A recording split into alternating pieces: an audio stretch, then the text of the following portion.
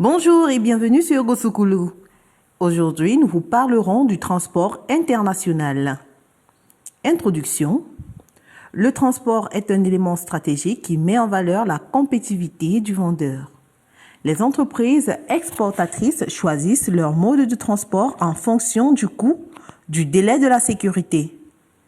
D'autres critères tels que la nature du produit, la qualité et le pays de l'acheteur détermineront le choix du mode de transport principal. Les exportateurs confient souvent leurs opérations à un partenaire extérieur tel que le transitaire qui va organiser les prestations logistiques. En effet, le transitaire peut avoir différents rôles.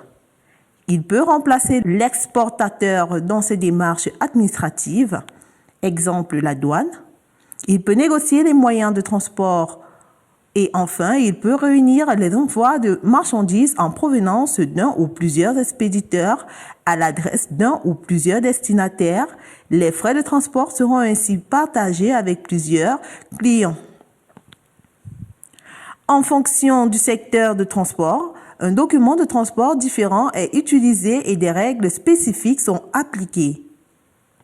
Dans le cadre des transports internationaux, une législation uniforme en matière de transport sur le plan international est souvent appliquée entre les pays.